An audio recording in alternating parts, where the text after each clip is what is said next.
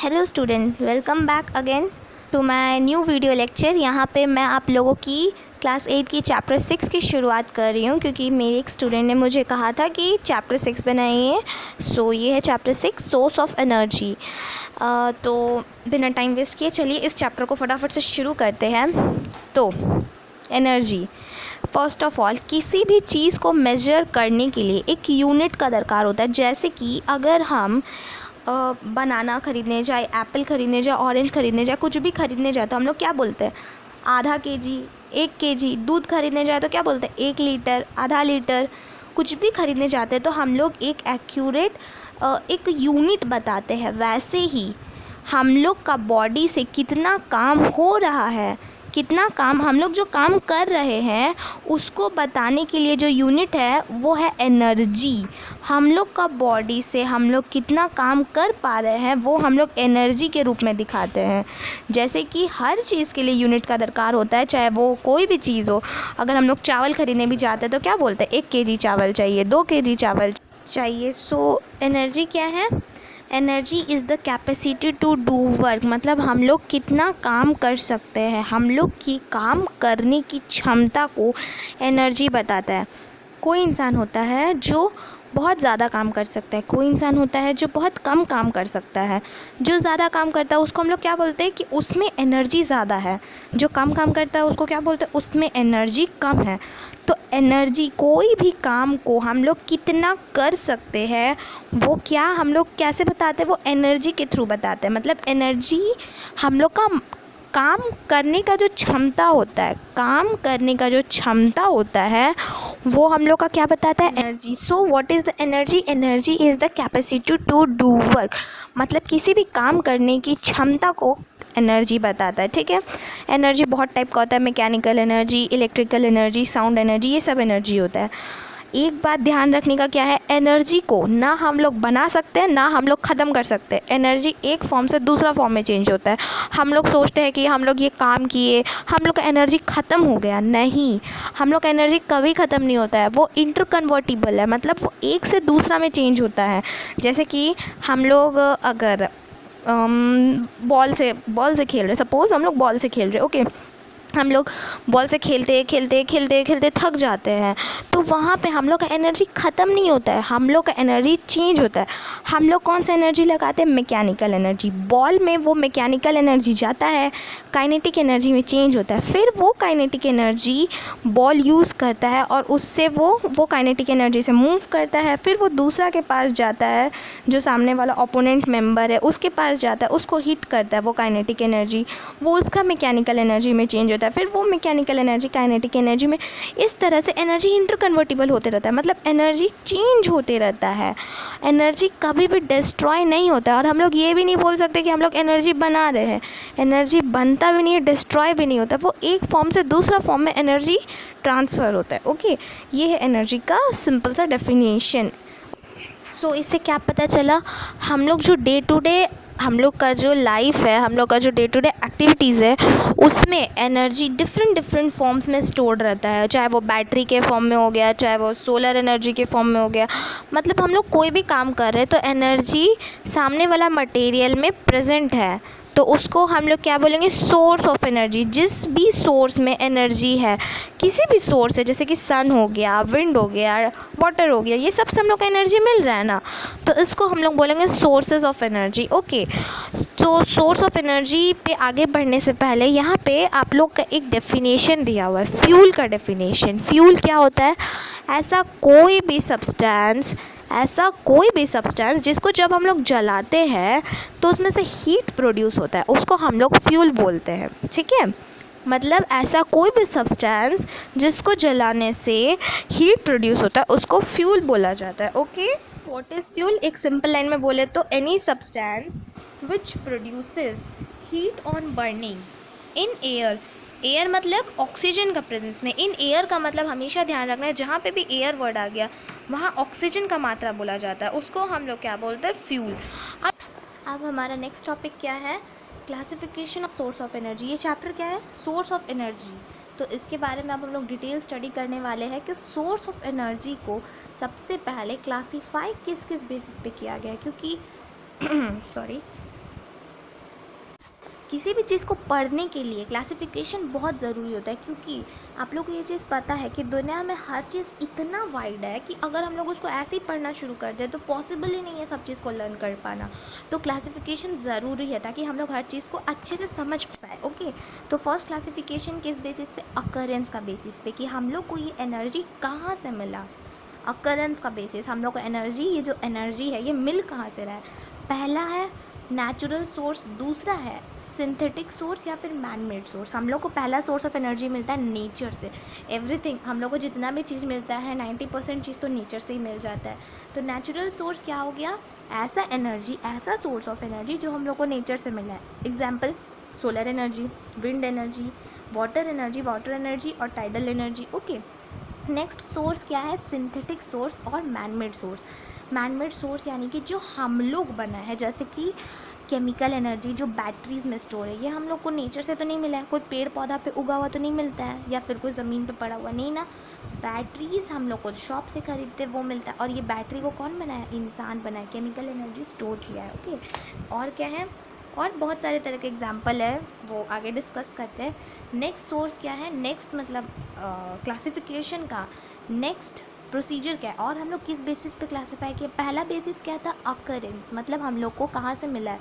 अब हम लोग को सोर्स एनर्जी तो मिल गया ना, एनर्जी मिल गया, कहाँ से मिलना था, जहाँ से मिलना था मिल गया, एनर्जी मिल गया भाई। अब हम लोग को क्या काम है? अब हम लोग चेक करेंगे वो एनर्जी किस स्टेट में, सॉलिड है, लिक्विड है, गैस है। ठीक है, तो तीन, अब हम लोग का फिजिकल स्टेट आ गया, क्लासिफिकेशन का फिजिकल स्टेट आ गया, मतलब वो एनर्जी कैसा है, सॉलिड है, लिक्विड है, गैस है। सॉलिड में कौन कौन सा एनर्जी आता है? कोल हो गया, चारकोल हो गया, ये सब। लिक्विड में कौन कौन सा होता है? केरोसिन, पेट्रोल, डीजल, ये सब। और गैस में कौन कौन सा हो गया? आप लोगों सबके घर में यूज़ होता है जो गैस सिलेंडर है, CNG, LPG। ओके, अब हम लोग को एनर्जी भी मिल गया, हम लोग को मिल भी गया, हम लोग को पता भी चल गया सॉलिड, लिक्विड है, गैस है, सब पता चल गया। तो अब हम लोग के पास नेक्स्ट क्या है? हम लोग चेक करेंगे कि ये जो सोर्स ऑफ एनर्जी है ये हम लोग के पास कब तक है, और अगर ये ख़त्म हो जाएगा तो क्या ये दोबारा बनेगा। तो ये नेक्स्ट क्लासिफिकेशन है अवेलेबिलिटी, कब तक है हम लोग के पास। दो क्लासिफिकेशन होता है अवेलेबिलिटी में, पहला क्या है? रिन्यूएबिलिटी, और दूसरा है non renewability. Renewable source of energy क्या होता है? वैसा सोर्स ऑफ एनर्जी जो बार बार रीन्यू हो सकता है, जो बार बार बन सकता है, ये इनएग्जॉस्टेबल है, ये ख़त्म नहीं होगा। ओके, जैसे कि सोलर एनर्जी, क्या कभी सूरज ख़त्म हो रहा है? वाटर एनर्जी, क्या कभी ये ख़त्म हो रहा है धरती से पानी? विंड एनर्जी, क्या कभी विंड ख़त्म हो रहा है? तो हम लोग को जो सोलर एनर्जी, सन से जो एनर्जी मिल रहा है सोलर एनर्जी, वाटर से जो एनर्जी मिल रहा है टाइडल एनर्जी, हाइड्रो इलेक्ट्रिसिटी, ये सब ख़त्म नहीं हो रहा है। तो ये एनर्जी सब रीन्यू हुई है, अब टाइम टू टाइम, भले ही इसको बहुत साल लगेगा, जैसे कि पानी को बनने में टाइम लगेगा, पर ये ख़त्म नहीं हो रहा है। बट ऐसा बहुत सारा एनर्जी है जो कि ख़त्म होने का कगार पे, जैसे कि कोल हो गया, पेट्रोलियम हो गया, ये सब एनर्जी का मात्रा ज़्यादा नहीं है हम लोग के पास। ओके, तो इसको बोलते हैं non renewable source of energy. Non renewable मतलब एग्जॉस्टेबल सोर्स ऑफ एनर्जी, जो धरती से एग्जॉस्ट हो रहा है, ख़त्म हो रहा है। एग्जाम्पल हो गया कोल, पेट्रोलियम। ओके, ये सब non renewable source of energy, इसको हम लोग एग्जॉस्टेबल सोर्स ऑफ एनर्जी भी बोलते हैं। यहाँ तक क्या था? Classification of source of energy, मतलब एनर्जी को किस बेसिस पे क्लासीफाई किया जाए। याद रखिएगा, किसी भी चीज़ को क्लासीफाई करना बहुत इंपॉर्टेंट है, बिकॉज क्लासिफिकेशन के बिना उस चीज़ को पढ़ना बहुत मुश्किल हो जाता है इतना डिटेल में। अभी आप लोग के पास क्लासिफिकेशन था, आप लोग बता सकते हैं कि एनर्जी कहाँ से निकला है, उसका स्टेट क्या है, वो कब तक रहेगा। इसी चीज़ को अगर हम लोग लंबा से पढ़ते, डिटेल पढ़ते, एक तो बोरिंग हो जाता, ऊपर से समझना आसान नहीं होता, इसलिए क्लासिफिकेशन बहुत ज़्यादा दरकार होता है। नेक्स्ट है आप लोग का डू यू नो, इसमें क्या लिखा है? Calorific value. कैलोरीफिक वैल्यू क्या होता है? कैलोरीफिक वैल्यू क्या होता है? कैलोरीफिक वैल्यू होता है फ्यूल को मापने का तरीका, कि सामने वाला जो फ्यूल है वो कितना अच्छा है। कैलोरीफिक वैल्यू कैसे पता चलता है हम लोग को? अभी इस कैलोरीफिक वैल्यू होता क्या है? तो कैलोरीफिक वैल्यू होता है 1 यूनिट फ्यूल को जब हम लोग जलाते हैं तो कितना ज़्यादा हीट प्रोड्यूस होता है। ठीक है, 1 यूनिट फ्यूल को जब हम लोग जलाते हैं तो जितना ज़्यादा हीट प्रोड्यूस होता है, उसका मतलब उसका कैलोरीफिक वैल्यू उतना ज़्यादा है। ओके, पर ये जो हीट प्रोड्यूस होगा ये आइडल कंडीशंस पे होना चाहिए। आइडल कंडीशंस क्या होता है? कि वो जो फ्यूल है वो ऐसा होना चाहिए कि सब खरीद पाए, वो जो फ्यूल है वो ट्रांसपोर्टेबल, इजीली ट्रांसपोर्टेबल होना चाहिए। और भी बहुत सारे आइडियल कंडीशंस है जो आप लोग को आगे पता चलेगी। आप लोग के कोर्स मटेरियल पे है नहीं, इसलिए ज़्यादा दिमाग लगाने का दरकार नहीं है। बस इतना याद रखिए कि कैलोरीफिक वैल्यू क्या होता है। कोई भी फ्यूल, अब दो फ्यूल है हम लोग के पास, जैसे कि वुड है और कोल है, कोयला है, लकड़ी है। अब ये दोनों में से कौन सा अच्छा फ्यूल है कैसे पता चलेगा? तो ये हम लोग को कब पता चलेगा? जब एक यूनिट मास, इसका एक यूनिट हम लोग लेंगे और जलाएंगे आइडियल कंडीशंस पे। जिसका हीट ज़्यादा निकलेगा उसका कैलोरीफिक वैल्यू ज़्यादा है, जिसका हीट कम निकलेगा उसका कैलोरीफिक वैल्यू कम है। एग्जाम्पल के तौर पे क्या दिया हुआ है कि कोल का कैलोरीफिक वैल्यू 30,000 kJ पर kg है। kg means kilo joule. और वुड का कैलोरीफिक वैल्यू कितना है? 20,000 किलो जूल पर kg। ओके, तो इन दोनों में से किसका कैलोरीफिक वैल्यू अच्छा है? कोल का अच्छा है, क्योंकि 1 kg कोल को, मतलब 1 kg जब कोल जलता है तो 30,000 किलो जूल प्रोड्यूस होता है। ओके, तो आप लोग समझ गए होंगे कैलोरीफिक वैल्यू क्या होता है। तो आगे क्या है? Fossil fuels. अभी मैंने आप लोगों को बताया फ्यूल्स क्या होता है। एट प्रेजेंट, मतलब अभी का जो टाइम है, इस टाइम में हम लोग अपना एनर्जी का जो रिक्वायरमेंट है वो ज़्यादा से ज़्यादा जो फुलफ़िल कर रहे हैं वो कर रहे हैं फॉसिल फ्यूल्स के थ्रू। फॉसिल फ्यूल ये नॉन रिन्यूएबल है, इसको हम लोग को ज़्यादा अंधाधुंध यूज़ नहीं करना चाहिए, पर फिर भी ये अभी बहुत ज़्यादा यूज़ हो रहा है। बट कुछ हद तक इसमें रोक लगाया गया है गवर्नमेंट के द्वारा। सबसे पहले फॉसिल फ्यूल्स क्या होता है?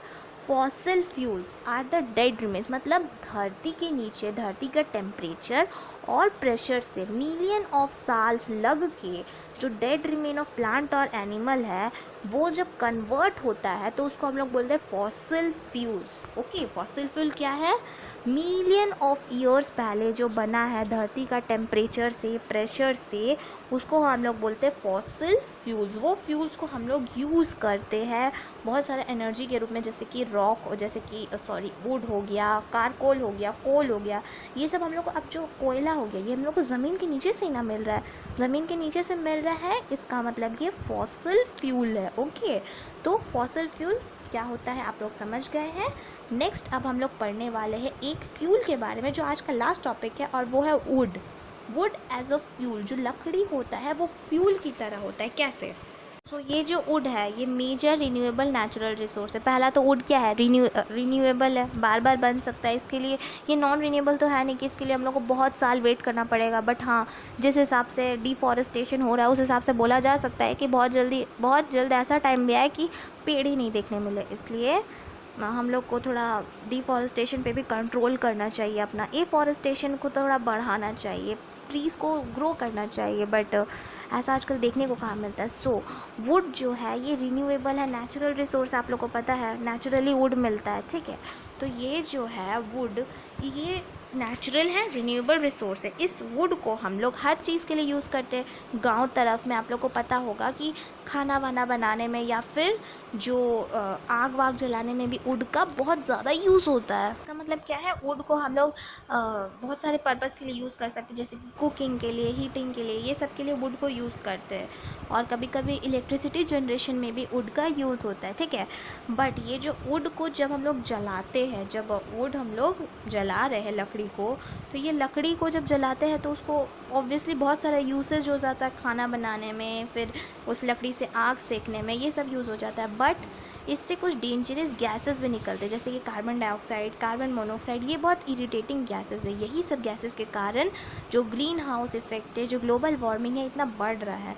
तो इसीलिए इस डू यू नो में यही लिखा है कि हम लोग को एक्सेसिव वुड को यूज़ भी नहीं करना चाहिए, क्योंकि ठीक है लकड़ी का बहुत ज़्यादा यूसेज है, हर चीज़ में यूज़ है, बट जो अंधाधुंध कटाई हो रहा है उससे धीरे धीरे पेड़ ख़त्म हो रहे हैं धरती से। ओके, तो यहाँ तक source of energy I hope आप लोगों को समझ आ गया होगा। सो गाइज़, मेरी एक ही रिक्वेस्ट है कि मेरे इस चैनल को लाइक करें और अपने सभी दोस्तों के साथ शेयर करें, बिकॉज़ आप लोग अगर एक लाइक करते हैं ना तो बहुत मोटिवेशन मिलता है।